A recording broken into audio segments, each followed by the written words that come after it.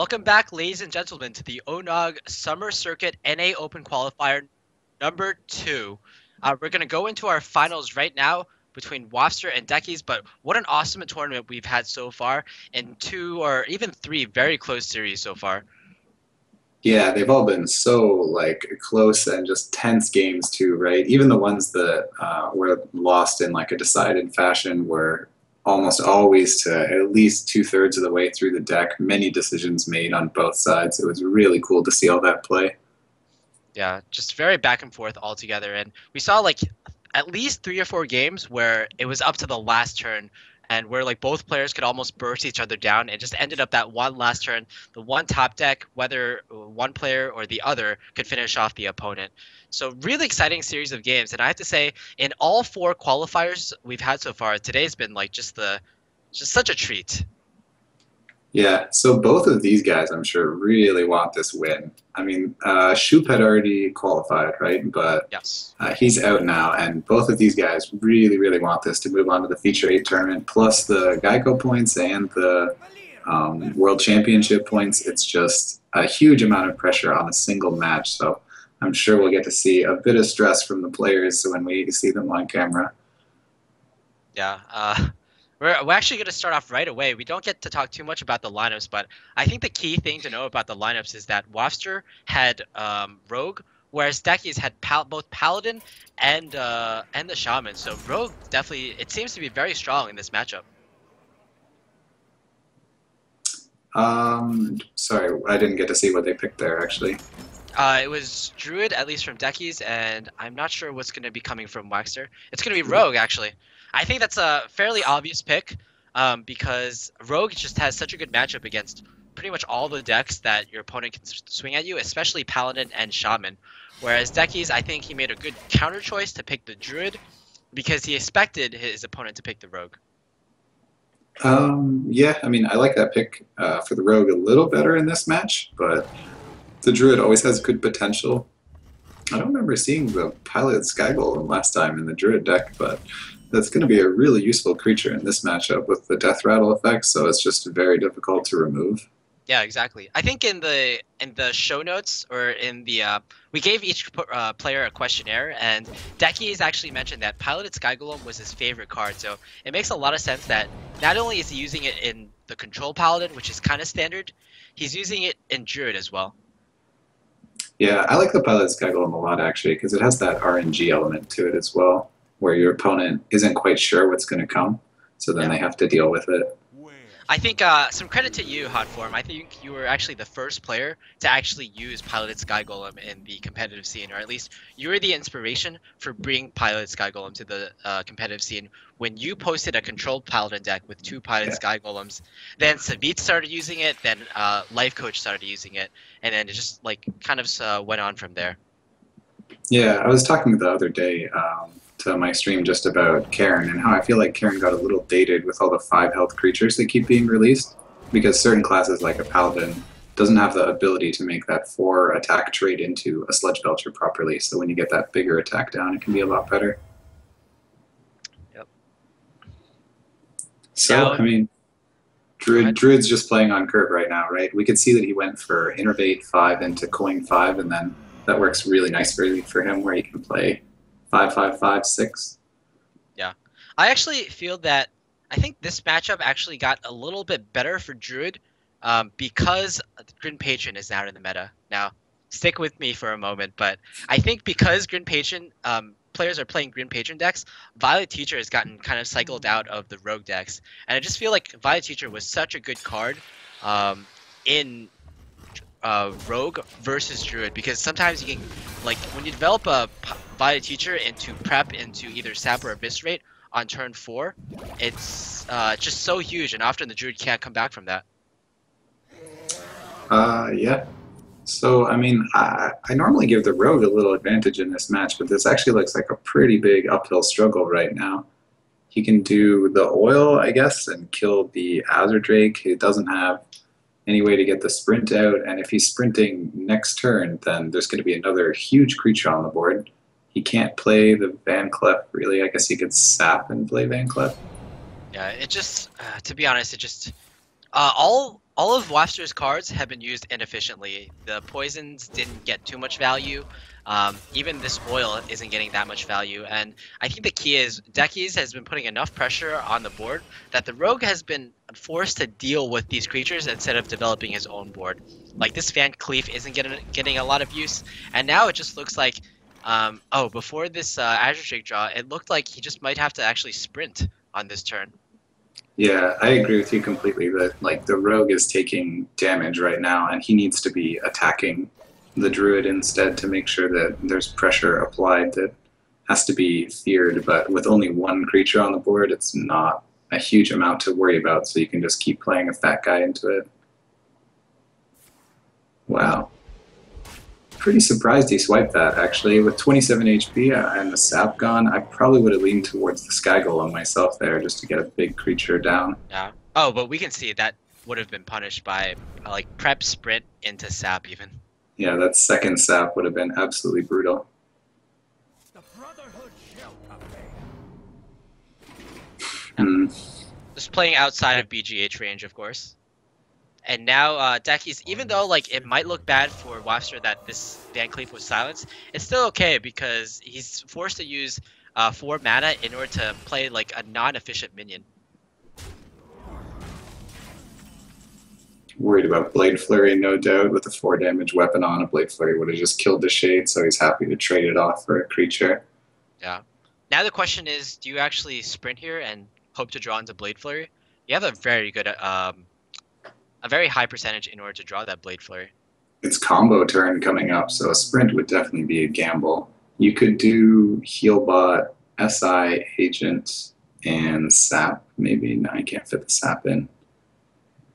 Healbot, SI, Agent's not too bad. Maybe Sap and Eviscerate would actually clear the board.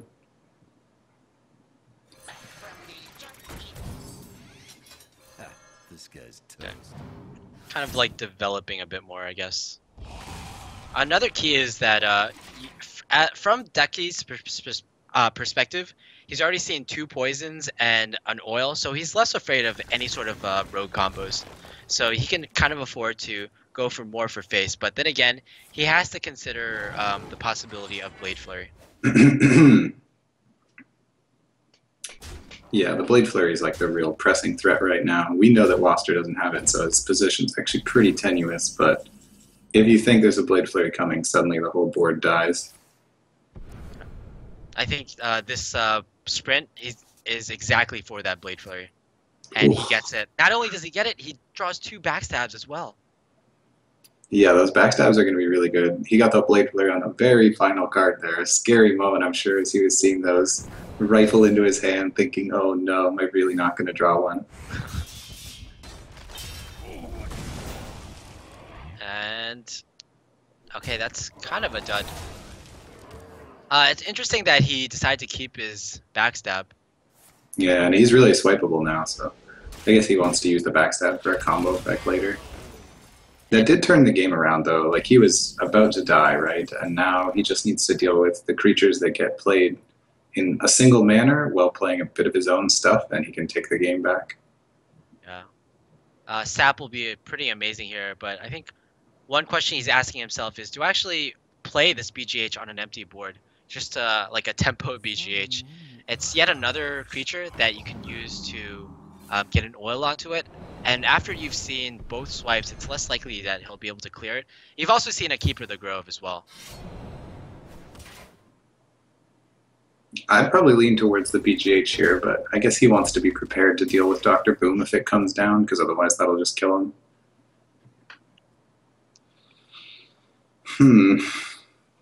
He's just not doing any damage right now is the big problem. He needs another oil, and even that, it's not going to be enough to win with the amount of health the Druid has left, so Druid needs to get one creature to stick. Both saps have been played. I think drawing a card into Sky Golem would be pretty reasonable. Maybe even drawing 2 cards might be reasonable as well, unless he draws into a Wrath on the first card. I think as the Druid, you want to clear as much as possible on the board because like without minions on the board, your opponent can't really oil without the South Sea deckhand, and that's pretty much your only way to lose at this moment, to be able to be bursted down. A taunt will be pretty amazing here. Hmm. I mean, I guess he's worried about dying to something then, but having seen all that weapon damage in a flurry, you know there's one oil left, I guess, and you know there's an eviscerate, plus there's very few cards left, so he's playing safe. You could have actually done Force of Nature and gone face, and it would set the rogue to 14, and Healbot and Earthen have already been played, so it'd be Yeah. very possible you'd have no other healing. That makes a lot of sense. Not many players play 2 Earthing Farseers or 2 anti-heal bots. But I think he decides that this is a play that is more defensive, but I think the rogue easily got past that, and he's considering to playing the BGH again. That's interesting because he didn't play it the last turn. I would love to see just combo from the Druid here, kill the Earthen Ring, set the rogue down with everything else, and then see if you can finish him with the Force of Nature next turn. That way you've done a bit on the board to make sure you won't die, and you've also set up lethal.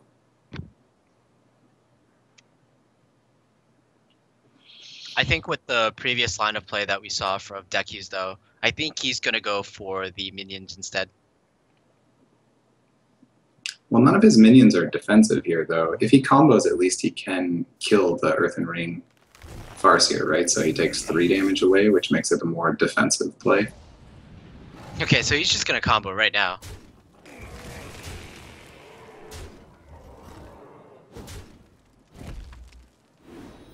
I guess we need oil. I don't actually think that'd be enough. 5, 6, 8. You can No. actually backstab your own Thalnos or yeah. something. He has 14 right now, I'm pretty sure. So if he backstabbed Thalnos and drew Eviscerate, I guess? I don't remember if both Eviscerates have been played, though. You gotta know you're probably dead at this point when you saw that from the Druid and you're at 6 HP, so I think you're looking for any way you could pull off lethal, but Waster will have a better idea what's left in his deck. I mean, I hope he does for his sake. I think you just have to go for it for that play with the backstabbing your own Thalnos. It's really the only, like, you know you're pretty dead on board, so you have to, like, go for something. Lotheb! Lotheb, that's perfect. Oh, wow.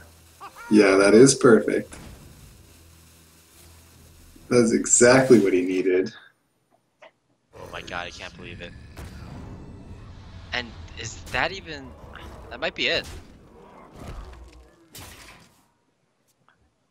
What could even happen right now? Like, how does Deki's even clear this board? He would have to, like, use his face because, like, Wrath is almost shut out, and then you still have this Lotheb to worry about. So, I guess the best would be, like, double taunts, but even that's really weak to the Blade Flurry. No, he's dead. Wow, that was a sick play with a backstab on a Thalnos to draw into Lotheb to save him from lethal. That was a really good game. Much credit to him. Yeah, exactly. I think, like, he had to do that move, though. It was his only way out, and he got a little lucky there, and, like, all the cards played out really well for him. In the beginning of the game, though, it looked pretty bad for Wavester, because he had to use all his cards inefficiently, and he had to rely on, like, Sprint drawing the exact right cards. For example, Sprint drawing the Blade Flurry on that exact turn, even as his last card. So really close game, really well played by both players, and wow, just... We're having a really great series of games today. Just every match has been awesome.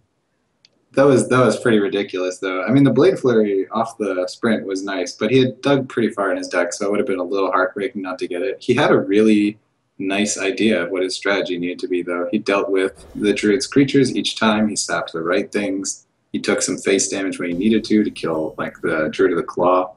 He took face damage on that rather than trade his creature. It was just perfection, and it paid off for him in the end. Exactly.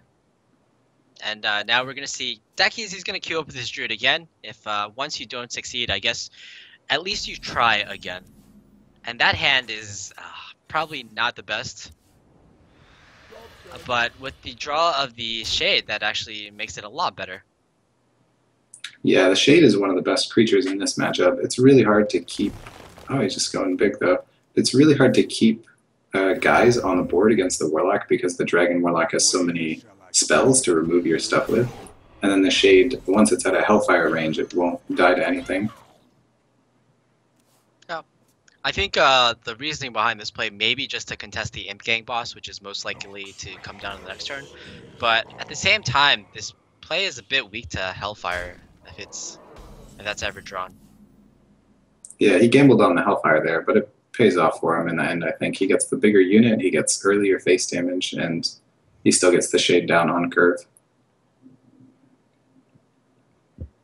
You're talking about Swipe possibly not being one of the better draws in the opening hand, but that certainly changed right here. And I believe in the newest patch, the bug was fixed where the Swipe actually wouldn't kill the Imp that was spawned for the Imp Gang boss. So Wavester's going to have 1 minion left at the end of the turn, I believe. Well, that's good. That was such a weird bug. Yeah, and in the patch notes, it was actually pretty interesting because there's another card that did that. I forgot what it was, but no one ever played that card, so it was like never reported. I saw that they patched Nas Dormu. When you recombobulated it, it would still leave the visual effect on screen. I found that out slightly before they patched it. I was playing a Nas Dormu druid and got stuck as Sandstorm even though I had recombobulated it. Were you playing Life Coach there? Is that why you decided to play Nas Dormu? I was just playing fun decks on EU, but it was actually going really well. I got up to rank 1 with it. I mean, to be honest, like if you ever see Life Coach streaming, it'd be pretty funny to stream snipe him with a Nas Dormu deck. You'd probably get like a highlight video there. Yeah, that would be. If you could beat him with it, that would definitely be highlight worthy. Okay, so what's happening here? He went Corruptor to face, and the Druid is a little behind on the board, but not much. Swipe seems pretty easy here, though.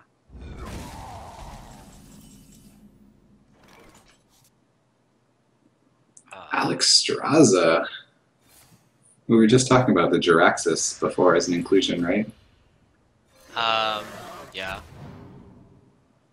Yeah, that's pretty interesting as well, but I guess it makes sense. It's kind of like you're playing Freeze Mage, but you add in the Alex Straza to like get your opponent in range of the Malagos combo. Yeah, it is the only BGH-able thing in the deck, though, I guess is the one weakness, because otherwise you're completely anti-BGH. Exactly. So it might be a good reason not to play it, but we've also seen it's an interesting tech choice though, because we also seen Strifeco bringing Jiraxis into his Malagos Warlock. I kind of worry about the fact that he keeps highlighting his cards. It shows that he has something else he wants to play. Some players though, they kind of do that just to psych their opponents out. Like for example, I know Tice used to do it a lot, whereas like it's gotten to the point where some players just like ignore the highlighting of cards altogether. So it's kind of like a double-edged sword in that respect. Yeah, that makes sense. Well, what do you play as the Druid here? You have to kill the Emperor. You could just trade the Shade on it, but the Shade is going to be so nice with the combo in your hand. I think you might even let the Emperor go for a turn and just play Shredder. Play Shredder, Wild Growth, and then combo next turn. That's true. Yeah, and he indeed goes for the play that is the whoa. Okay, so he goes for that play. It's the play to win. Rather, it's the play not to lose here. But I believe he still has lethal with even if the Shade dies. So we could do Hellfire Healbot, and if a really small creature, I think like a 1-attack creature wouldn't kill him, came out of the Shredder. No, okay, yeah, that sounds about right.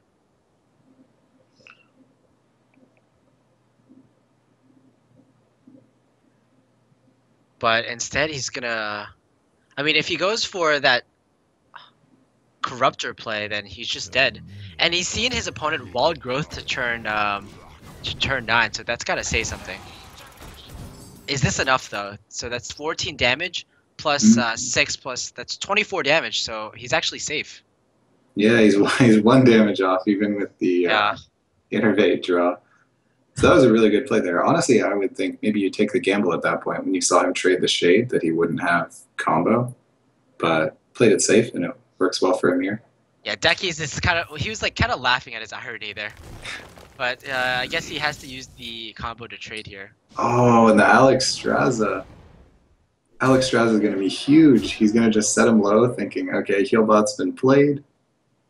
Do you set him low though? I think this might actually be a... He might actually just trade here. Yeah, he's going to go for the trade and Alex Straza won't be useful. I'm surprised he went for the trade because he had him to 1 otherwise. Maybe he actually scouted this deck from Waster and he knew there's an Alex Straza? I don't know. That seems to be a hard sell to me. Well, Alex Straza is going to get BGH'd because that's the only card in Decky's hand right now. So it's probably better if he doesn't play that, but you don't really plan on the final card being BGH. So many possibilities. Playing everything else is certainly the more stable play though. There's just so many cards that Waster has to play around, like the Force of Nature, the second Savage Roar. The BGH is definitely a consideration. But I like the Alex Straza play here. I think that's a smart move. It just happens to be that he's going to get punished hard for it. oh man, even with the piloted Sky Golem, he's gonna be punished extremely hard. They could see Waster for a moment, like, what? He really had BGH with 1 card.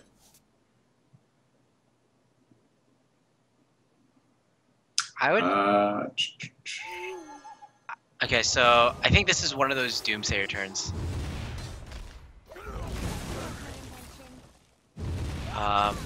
All right, great. Actually, nothing good came out of the pilot's shredder. So now he actually survives. But oh my god, the Savage Roar top deck with an empty board. Oh man, Decky's is just on point today. That was a good game. Yeah, exactly. It was I would say it was one of the scrappier games. There was certainly a situation where Waster definitely could have came back from that, especially if there were no BGH coming from as like the last card really in Decky's hand. It's a little unfortunate. He played that really well though to trade because the Alex Straza was there. So if he had gone all face, which I probably would have done to get him to 1 health after having seen the heal bot, it would have got Alex Straza back. Plus there would be creatures there ready to trade, so he would still have board control. And then it might have lost in the game if he hadn't traded. So a really good play by Decky's to figure that out. Yeah, exactly. Just even though Decky's he didn't set up lethal the previous turn, he still played the next turn really well. Like you said, just trading the board and just hoping that his last 2 surviving minions were able to take it out. Although I will have to say, like, if Decky's didn't know about that Alex Straza in Waster's deck, then it would have been a lot more risky because that BGH would have been completely dead against a deck that typically doesn't run any BGH targets. Yeah, the Alex Straza gave him 3 more health though, and like you would be worried about if you only use the Earthen, he was at 12 I think and 6 damage on board, so there's a good number of things that would kill him off the top, but the Alex Straza put it out of single card killing him range. So it's going to be the Shaman now, and he gets the Shaman versus the Warlock, which is a pretty good match for the Shaman to take out. I definitely agree. Actually, this is a matchup that I almost never see because Malygos Warlock is kind of like the deck that the hot new deck right now, whereas Radiant Shaman was like the nuts like about a year ago. So pretty much a battle between like the old deck and the new hot thing in town. Yeah, I don't know if we've seen any Blackrock Mountain cards at all in Decky's Shaman deck. I think it's just GVG mid-range Shaman, right? There was a Fireguard Destroyer in the opening hand. Oh yeah, there's Fireguard. Well, that's good then. You're always a little worried when you set up a board like this as the Shaman, but because Hellfire is typically run as a one-of in this Malygos deck, you're, I guess, not as worried. I like the Gang Boss play here, and then he can coin Corruptor, because if he played coin Drake, he might not have a dragon in his hand when it comes Corruptor time. And the Yeah. Corruptor is a really useful play against a Shaman. Yeah, not only that, but from watching Kalento play a lot, I've noticed that like when you play Handlock against Shaman, you pretty much like never play the Twilights or Mountain Giants if you can afford not to, basically. Yeah, just because of Urshock. As we can see in his hand, you do have that fear of it dying to 1 mana. Yeah, it's actually possible, as we can see from Kalento's old games, to actually bait out your opponent's hexes, bait out their Urshocks for on like your Sludge Belchers or Lothas perhaps, and then just win later on by playing Twilight Drakes and Mountain Giants that they can't answer later on.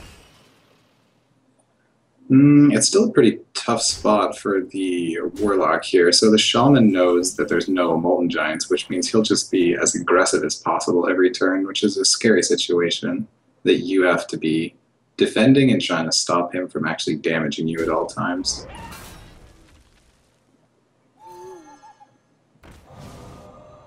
This is a pretty good play, though. Only a Wolf left on the board with 1 HP. Sadly, no Mortal Coil to get a full clear, but it's like the tempo swing game. Corruptor one time, and then Fire Elemental gets the Corruptor killed. Yeah, I think this might actually be the first professional game that we've seen Fireguard Destroyer kill off, or rather the Fire Elemental kill off the Blackwing Corruptor. Yeah, it's a thing to remember. It's a pretty unusual scenario. We're gonna see possibly another swing though with the Abusive Sergeant plus BGH combo. Ooh, Mortal Coil. I bet he wished he had that in the previous turn.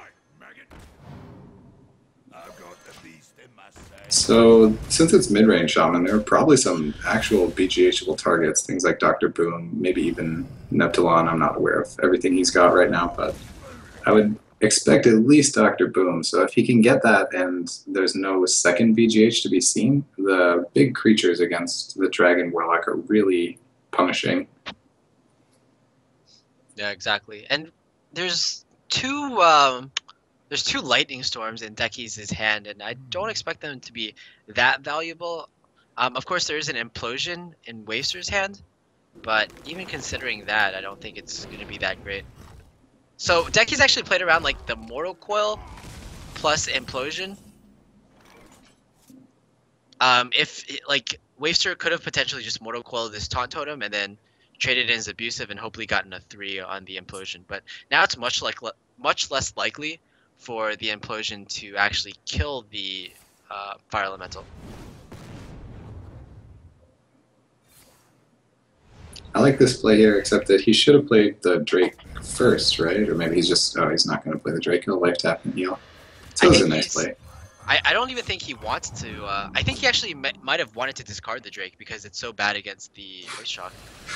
This is such a sad fate for a Twilight Drake. It's like one of the best creatures, and then it just gets killed by 1 mana. This is staying pretty steady, though. We don't really see anyone clamoring for a big advantage. It's just single creatures. The Alex Drowsel will be a huge amount of pressure next turn if he could set that up. Exactly. Oh, wow, even Emperor Thor's in. You have to think that should be coming down. And we see another, like 2 more tech choices by Waster and this Malagos Warlock. He's running Double Owl and he's running Acidic Swamp Ooze. And we've already seen an Earthring Forest here, so there must be a lot of cuts in this deck that we don't see otherwise. Like, I haven't seen a Sludge Belcher, for instance.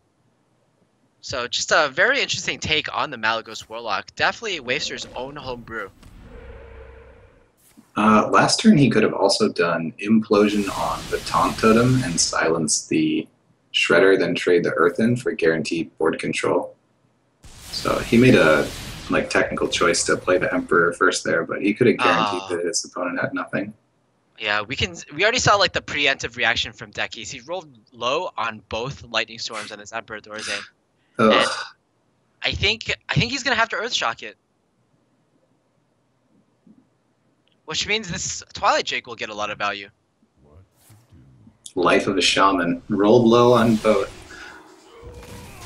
This is exactly why no one plays Shaman anymore. It's not a bad position still, though. You don't know how much damage your opponent has, which makes it pretty scary for the Warlock. But you can expect that like you're probably not going to die next turn with only 2 cards in hand. After both, oh. So the RNG is kind of repaying Deckies. At least he only gets a 2. The Pilot Skygloam survives, but you know what? It's still not that good because both Lightning Storms have been expended, and these imps are going to be really hard to take care of as well. Yeah, that was some pretty unfortunate back-to-back RNG. Or no, wait, sorry. It was the Shaman roll though, so I guess they got fair RNG actually. Yeah, but I have to say it was much worse for the Shaman to roll low on Lightning Storm. Was it? I mean, he gets to keep the Shredder now, and it's getting healed. I think. Oh, imagine if there were no Shredder, and imagine if there were no Twilight Drake, and I think that would actually be the outcome if both the RNG went well for both players. Yeah, that's true, I guess. Oh, plus like the Warlock would have 1 more imp or 2 more imps. So I guess he Alex Strazes himself. He can trade on the entire board.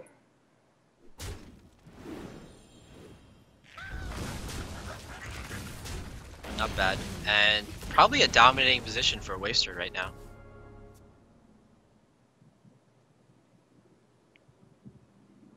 The Flame Tongue Totem helps a bit. There's not a lot you can do here. I mean, just Mana Tide and... You really want to play all 3 cards, but you can't afford to, unfortunately. Taunt Totem's pretty good at least. Means that the Alex Strauza might have to attack that.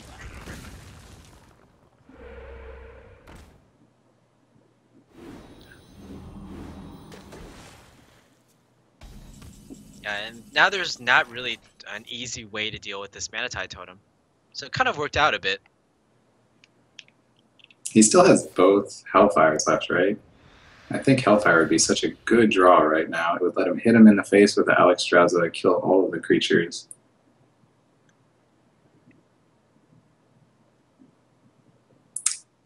Could Soulfire again. It's a pretty tough spot, although he does have the board control with the 8/8. Alright, so I think you actually Soulfire the Mana Tide Totem. Like, even if you discard Malagos, I don't think it's too huge of a deal.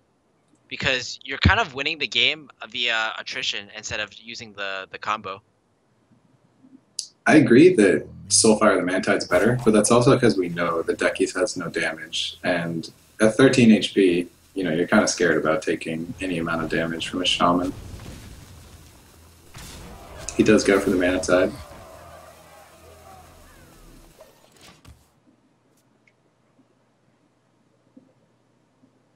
Another Fire Guard Destroyer.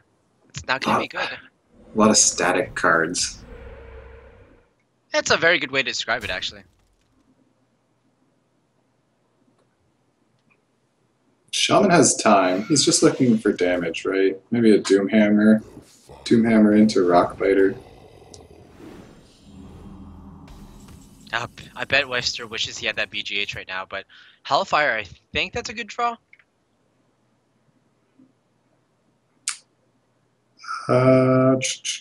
Yeah, I guess. It would leave only his Alex Strauza alive. Yeah. But I guess you have to do it. And he's at 8. Imagine if that was a Crackle in hand instead of a Healbot. Suddenly you just need one other piece of damage to win. I don't see too many people running Crackle these days, though. It feels really inconsistent, to be honest. Yeah. Yeah, so there wasn't a chance of lethal if the Ooze went on the board. But this is going to be really scary. Dr. Boom.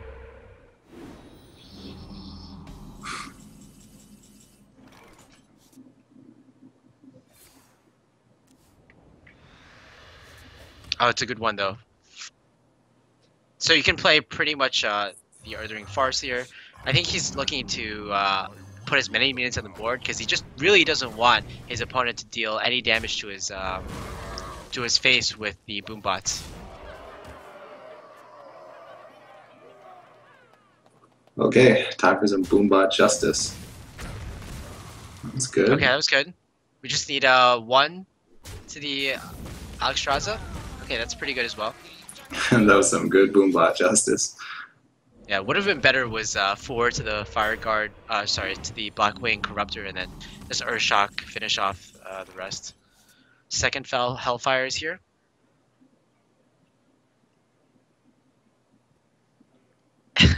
This is kind of funny, because...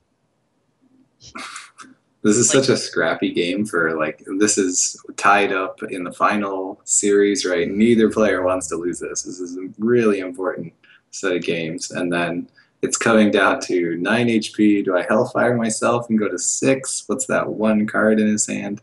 It's a really tough call, and you're gonna beat yourself up if he kills you. And I don't know. I guess he'll take the 3 damage anyways, right? If he doesn't Hellfire from the heal bot, so yeah. might as The, well.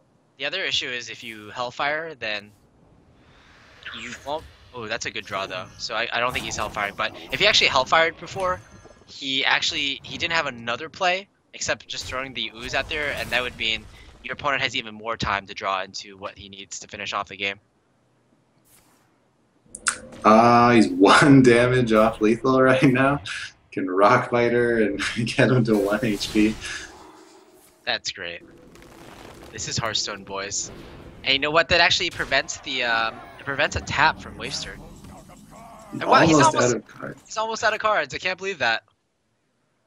So he drops Malagos and he sets up lethal for next turn. And he needs Deckies not to draw damage. What damage is left? Both fire elementals were played. I'm pretty sure both rock fighters. Only one I can be totally positive of. Yeah. Flame tongue.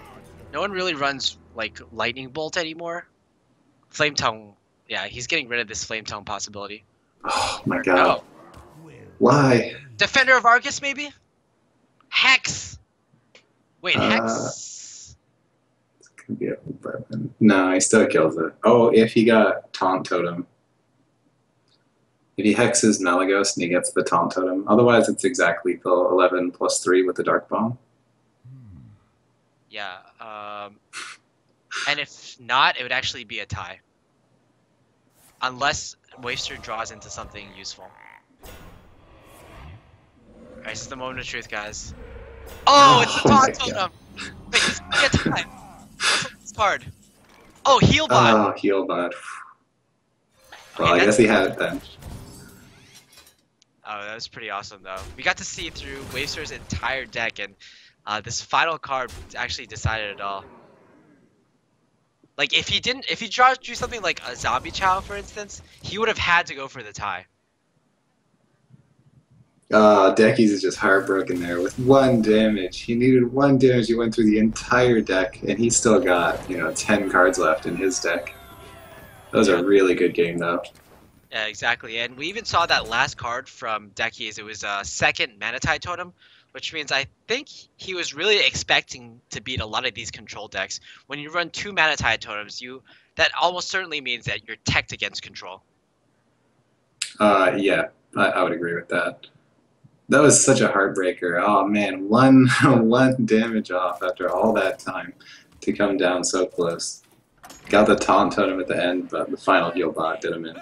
Yeah, and now we're on to the final match. It's going to be Waster's Control Warrior that he kind of struggled with in the first series against Decki's remaining Paladin and mid-range Shaman. And usually if it's like the Patron Warrior, I would give it a huge advantage to Waster right now, but I think it's very possible for Deckies to still sweep the series with 2 decks that are seemingly very favorable against the Warrior, especially the Shaman deck, which has 2 Manatide Totems, so that's going to be extremely favorable against Warrior, I have to say. Yeah, I think the Shaman deck will perform pretty well here. The Warrior probably has a slightly better chance against Paladin, but like it's not impossible by any means. It's just a little favored to Deckies in this matchup because the Shaman hero power is so frustrating to deal with, especially the taunt totems, and then you hide your Manatide and Flame Tongues behind them and get guaranteed value. Yeah. What we do see though is that there is at least 1 brawl from Waster. There is at least Baron Geddon, so this matchup can be made a bit more even.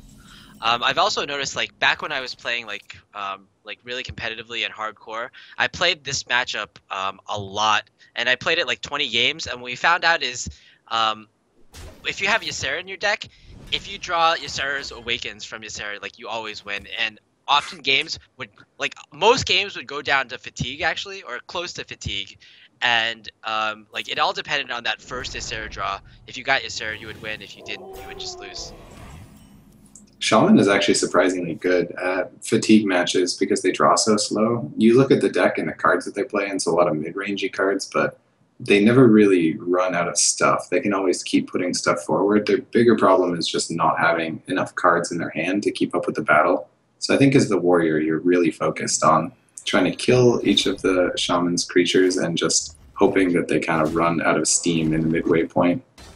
Yeah, so Waster is going. He had a decision there whether to use the Fire War Axe or the Death Spite, and I think he's going for this play because the Fire War Axe matches up a bit better against these two wolves, whereas you're looking for a lot of value out of your weapons in this matchup, and you really want your Death Spite to kill stuff like Azure Drakes, Sludge Belchers, perhaps Lothubs. So I can definitely see this making a lot of sense.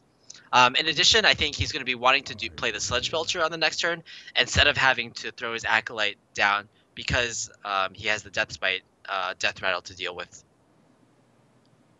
So Deckies has a lot of card draw, and that's exactly what you want in this match. 2 Azure Drakes, Gnomish Inventor.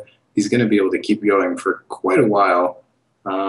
Just the Acolyte of Pain for Wafster, and he needs to set that up somehow as well. So it might be that he gets a really stale hand in a couple turns.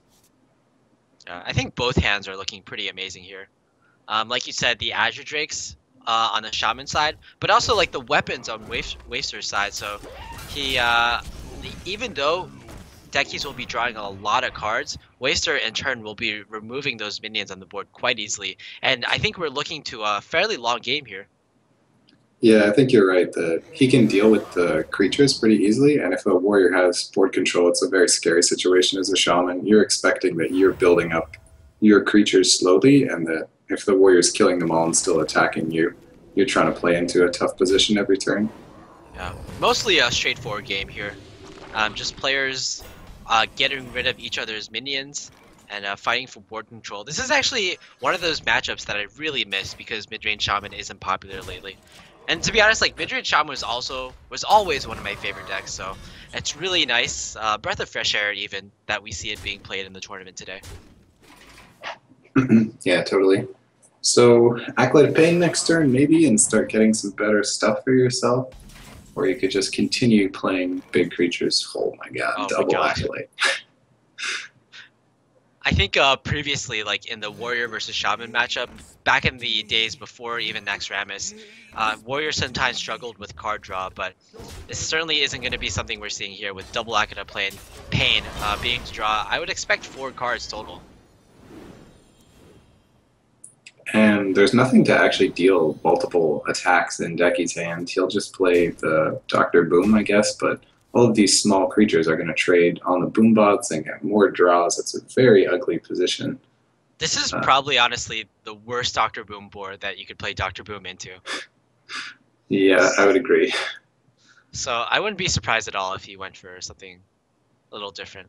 Also very interesting that Deckies is actually running at least 5 4-drops in his deck. We saw 2 Fireguard Destroyers, we saw 2 Piloted Shredders, and there's at least 1 Gnomish Inventor here, so really valuing the 4 slot. Unfortunately, the worst totem here for Deckies. Yeah, definitely not the totem you wanted to see at this point. He can't kill the Gnomish Inventor too well. I guess he can use the War Axe. It's a pretty good play. Actually, it wouldn't surprise me to see him play second Armorsmith, but I guess he's not too interested in that. Yeah, he's getting rid of this Acolyte because I think he's actually, at this point, afraid of overdrawing. He has all the cards he needs at the moment. Also, this Taunt Sludge is actually very valuable to him as well. Both players have so many options in their hand for what they want to do. So this is a slightly more favorable board to play Dr. Boom into. But you have to expect that your opponent almost certainly has the answers available to him. I actually kind of like just executing the boom and going all face here, or even Alex Straz the Shaman. Just ignore boom. You have enough health, right? You have taunts in the way. Alex Straz Shaman, go face for everything, Shaman's at 10 HP, Yeah, but that he actually takes the is. safe road. Yeah, it seems pretty amazing. But I think, given the board states right now, I think you're almost guaranteed at some point later in the game to have like an equivalent board state where you have the mana to not only execute or shield slam, but in addition to that, you play Alex Straza as well. Does this? I think this deck also has an Emperor Thorzain, if I remember correctly. The warrior one, yeah, I'm pretty sure it does.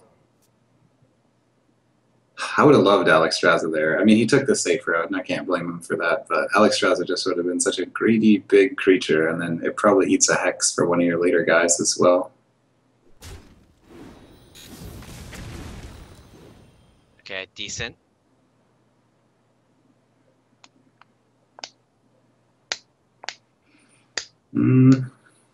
Not a lot of removal for the shaman. He just has that one hex, which he has to save for a bigger creature. So it's getting pretty scary to continue taking damage every turn. Yeah, you know your opponent. He's running Ysera in his deck. If he's watched like the last match, for instance, and you just have to save those cards for Ysera even. And I think this is like the turn we were talking about, or at least you were referring to, being able to Alex Straza plus perhaps get an execute in on the same turn, just going straight for face. This game might be over very soon. Yeah, that was a really good play for him. I mean, to wait that one turn, I think it would have looked good last turn, but this turn he gets to have an even better board attacking the shaman. Wow, he traded with the weapon.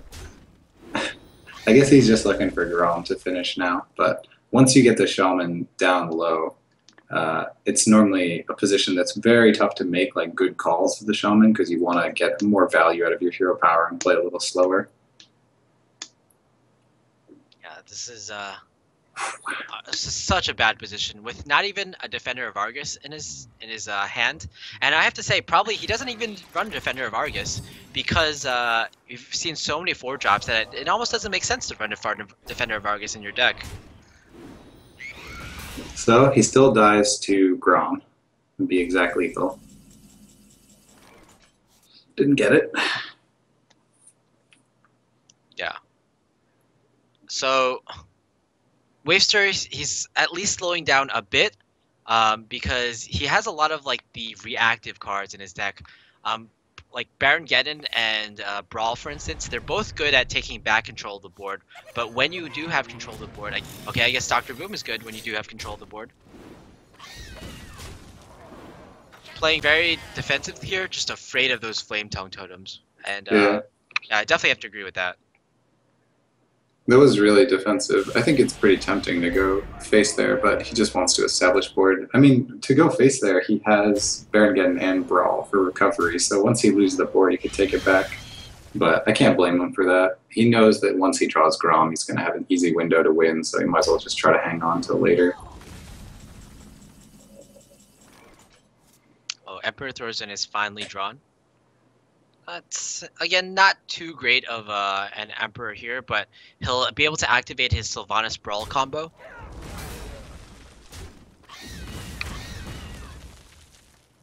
Okay, not too bad here. And now it's just like, the problem here is that because the warrior has gained initiative about 4 or 5 turns ago, it's going to be the shaman, it's up to the shaman to like try to deal with its opponent's board plus develop a minion, and it's always seemingly is going to be the warrior coming out slightly ahead every single turn.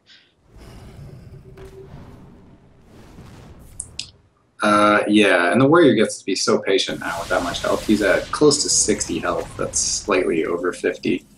But to have that much HP, you know that you could sit there and do nothing. You could go AFK and go get a snack for 3 turns and come back and you're still going to have a chance to win. So I think he can make pretty good plays at this point, being patient. Okay, Harrison Jones there. I might have even considered the Baron Geddon, but I think he's thinking about like later options, and he's seen most of the deck from the Shaman, but he hasn't seen the what's it called, the any Doom Hammers or any weapons yet. Oh, there we go. That's gonna be it. The game is over with that brilliant top deck of Grom. Waster is going to qualify for the future tournament this weekend. Really amazing. Well played to him, and such an exciting run for him. It came really down to the wire, especially in the first series. And even in this series, he shows off his awesome new warrior portrait, and he's gonna be with us, with you even, Hot Form, he'll be competing with you in the feature tournament this weekend. Yeah, that was a really good series for Waster. I mean, the Warlock game especially, all the way to the last card. He was looking at, 1 HP left. He managed to take it back. And then the previous series, you're right, that he was down 2-1, but he managed to climb it back up. And you could see the stress, but he fought through it and he got there. Played some really good games to get there, too. So I think he deserved that win. Yeah, exactly. He's going to be one of 8 players who will be competing in the feature tournament on Friday, Saturday, and Sunday of this week. So it'll be starting in only 2 days. The other players, of course, Hot Form, yourself, and Snoop, who also played in the tournament today. We'll also have 2 invited players, which will be announced tomorrow. So I hope you're looking forward to that, Hot Form, as Yeah, I will be as well. definitely I am. Maybe one day I'll be the invited player, but for now I earned my spot, so hopefully I can take it further. Yeah, and maybe one day you'll be a player who gets a lot of invites, but you'll also still play in our open tournaments like Trump did this week. That's Yeah, pretty yeah, awesome. for sure. It Yeah, was a lot so of fun casting with you today as well, Monk. So thanks for having me here. It was a really good set of games to play. So yeah, of course, before we sign off our last goodbye, we have to redirect you once again to geico.onog.gg, where you can sign up to enter the official TSM PC, a PC that has like just really amazing specs overall. You can support esports, you can support our tournament. You can thank Geico too, by just tweeting at them. Thank them for sponsoring such an awesome tournament. And you know what? That's all I have to say. If you have nothing left, Hot Form, I think I just welcome. Thanks, guys, for watching the tournament, and see you guys starting Friday for the future tournament. yeah, I think that's it for me. So I guess you guys can check me out on my stream. I'll be streaming after this. So if you enjoy some Hearthstone, then I encourage you to come by. All right, I think that does it. I'll see you guys next time.